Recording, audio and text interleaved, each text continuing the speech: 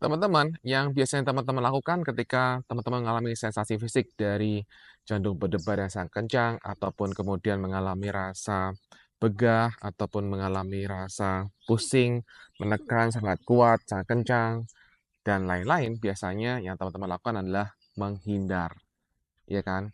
Menghindar adalah cara yang seringkali dilakukan oleh mereka yang mengalami gangguan kecemasan, karena rasa tidak nyaman yang terjadi di tubuh. Menghindar itu adalah seperti ini.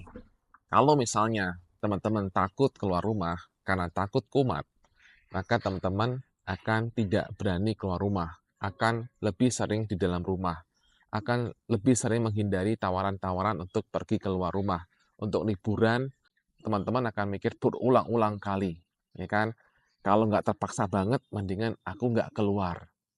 Nah, itu adalah menghindar. Sama juga kalau misalnya teman-teman nggak nyaman di keramaian, maka teman-teman akan menghindari keramaian, entah di pasar, entah kemudian di mall, ataupun dimanapun. Sehingga ketika diajak teman-teman, biasanya akan, ah enggak lah, aku nanti aja ya, aku masih ada urusan ini, aku masih ada urusan itu, ya kan?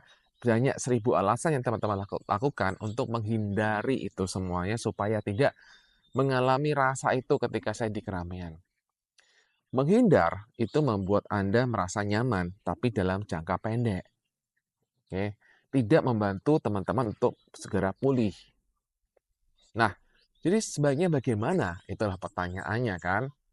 Nah, yang perlu teman-teman lakukan adalah apa?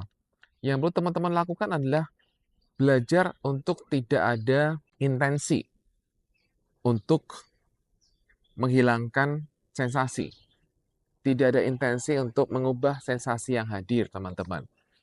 Tidak perlu untuk mengubah itu semuanya, teman-teman. Yang perlu dilakukan adalah bagaimana saya tetap hidup berdampingan dengan sensasi itu dan saya tetap bisa menikmati hidup saya. Oke? Karena kebanyakan orang adalah saya tidak mau ada sensasi itu, baru saya bisa menikmati hidup. Gitu kan?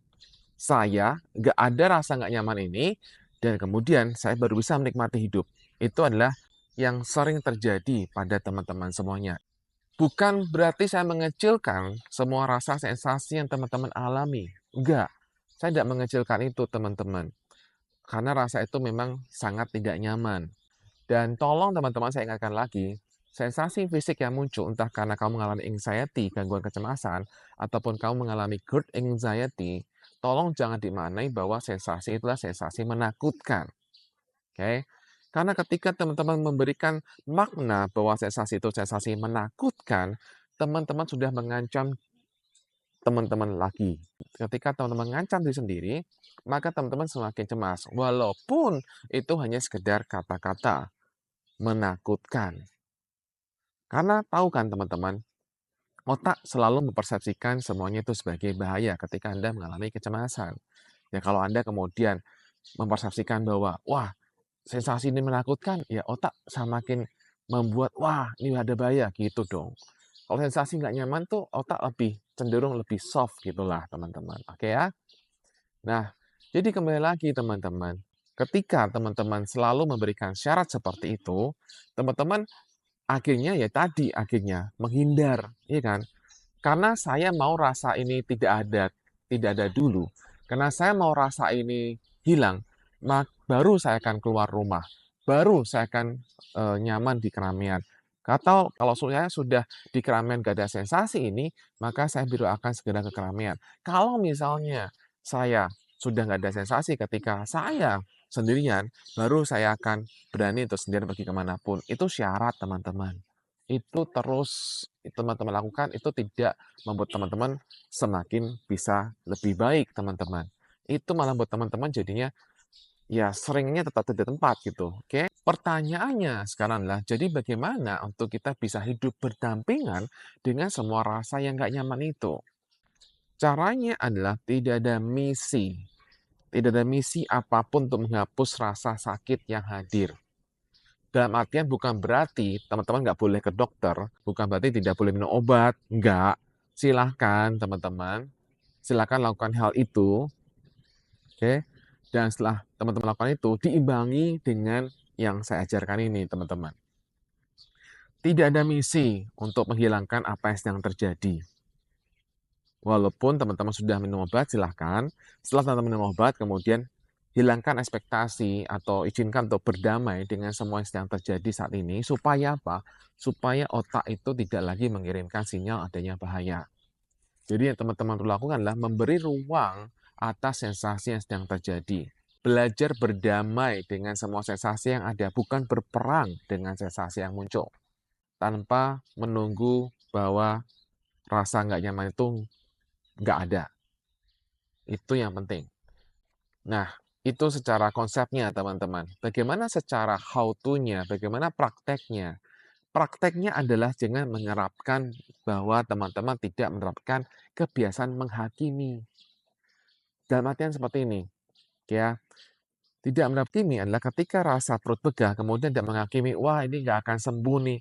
Wah, bagaimana kalau besoknya akan terjadi lagi? Itu menghakimi, teman-teman.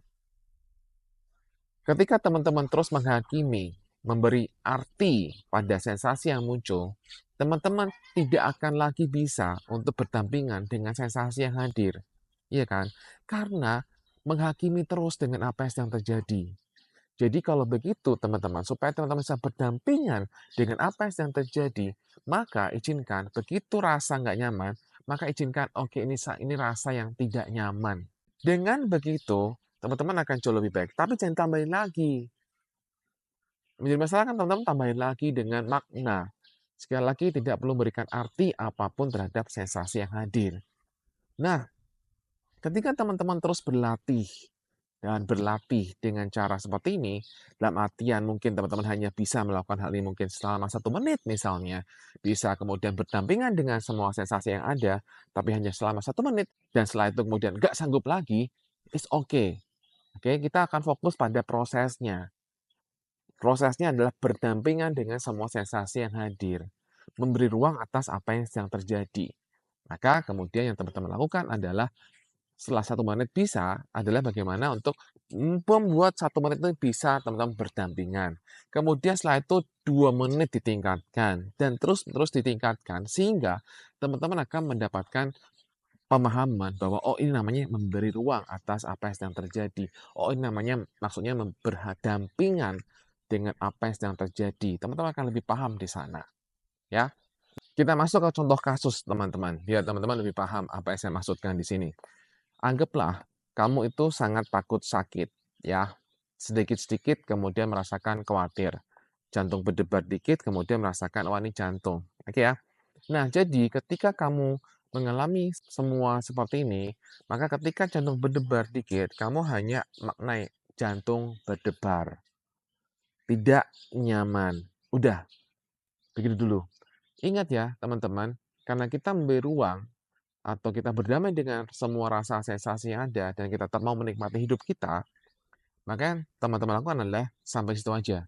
Dan kemudian teman-teman izinkan untuk bisa kemudian mengatur nafas. Mengatur nafas, melakukan olah nafas. Entah nafas perut, entah nafas, teknik nafas yang lain. Izinkan olah nafas tanpa teman-teman memberi arti. Ingat ya. Nah, kalau teman-teman sudah memberi arti, wah, jangan-jangan ini akan tumor, ini nggak sembuh, dan sebagainya. Izinkan selama fokus nafas itu, fokusnya pada nafas aja. Ya, pikiran-pikiran itu udah, teman-teman tidak perlu ditanggapin. Fokusnya pada nafas aja dulu. Ketika teman-teman melakukan nafas, itu membantu teman-teman bisa untuk lebih bisa berdamai atau memberi ruang atas apa yang sedang terjadi. Ya. Nah, kemudian setelah itu teman-teman bisa kemudian katakan setelah Anda olah nafas sekian menit, 2 menit, 3 menit, 4 menit. Nah, setelah teman-teman olah nafas mungkin sekitar 3 sampai 5 menit gitu kan. Maka kemudian teman-teman bisa kemudian memberikan afirmasi positif. Oke, ini saya bisa melewatinya gitu, ya kan? Baru Anda lakukan afirmasi positif. Itu caranya. Kalau misalnya teman-teman sekarang sedang mengalami mau ke luar rumah takut gitu kan, maka cara yang bisa teman-teman lakukan adalah misalnya mau keluar rumah nih, aduh udah diajakin liburan nih gitu kan, kasihan anak-anak nih liburan kok nggak keluar rumah ya, kok nggak kemana-mana, kasihan banget sih anak gua gitu kan, gara-gara saya nggak bisa liburan deh. Nah akhirnya teman-teman mengizinkan, mulai mau keluar dari zona nyaman. Dan ketika teman-teman keluar dari zona nyaman, kemudian teman-teman mulai rasakan ada sensasi sesak, ada sensasi jantung berdegup kencang sekali muncul ketika sudah mulai keluar rumah dari sekian ratus meter misalnya. Maka yang perlu teman-teman lakukan adalah, "Oh iya, ini saya sedang mengalami jantung berdebar, saya sedang mengalami nafas sesak." Oke, oke aja dulu. Nah, kemudian setelah itu, teman-teman bisa supaya kembali lagi, tidak ngikutin pikiran-pikirannya, ya, yang memberikan makna, oke, maka fokuslah sama nafas teman-teman, fokuslah sama pernafasan, lakukan olah nafas, oke. Atau kemudian kalau teman-teman nggak bisa olah nafas, Anda karena dalam perjalanan, maka silakan lihat apa yang bisa Anda lihat itu Anda hitung, misalnya berapa banyak ya tumbuhan berwarna hijau, misalnya. Kemudian Anda bisa lihat, oh berapa banyak mobil yang berwarna putih. Jadi teman-teman fokuskan ke sekeliling supaya teman-teman tidak memberi makna atas apa yang sedang terjadi. Dan niatkan bahwa saya akan tetap memberi ruang atau saya akan tetap mengizinkan diri saya berdampingan dengan semua sensasi yang sedang hadir karena tujuan saya adalah saya mau jalan-jalan bersama dengan anak saya. Hidup saya bermakna ketika saya bisa jalan-jalan dengan anak saya. Maka jadikan itu goal-nya teman-teman walaupun ada rasa nggak nyaman yang hadir. Oke. Dengan terus teman-teman belajar demikian dan terus belajar, maka teman-teman pasti ada perubahan. Nah, silakan teman-teman contoh-contoh yang diberikan tadi, silakan coba dipraktekkan dalam kehidupan sehari-hari. Nah, itu akan membantu kamu untuk lebih baik. Jadi dengan kamu bisa terus mengolah diri kamu untuk kamu bisa tidak lagi terjebak dengan memberi makna, tidak lagi terus menghindar, menghindar, menghindar, maka itu akan membuat kamu jauh lebih baik.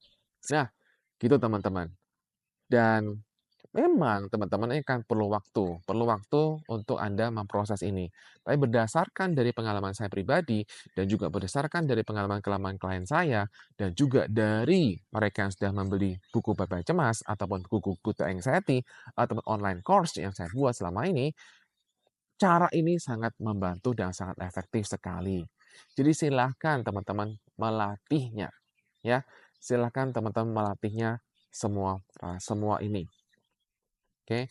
Dengan cara teman-teman melatih semua rasa ini, maka semuanya akan lebih baik. Secara sederhana, mungkin kalau teman bisa mengatakan bagaimana bahasa berdamai dengan sensasi atau bahasa memberi ruang atas sensasi, secara sederhana mungkin adalah ikhlas, ya.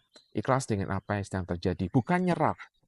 Nah, dengan cara demikian, teman-teman akan merasakan kehidupan yang lebih baik.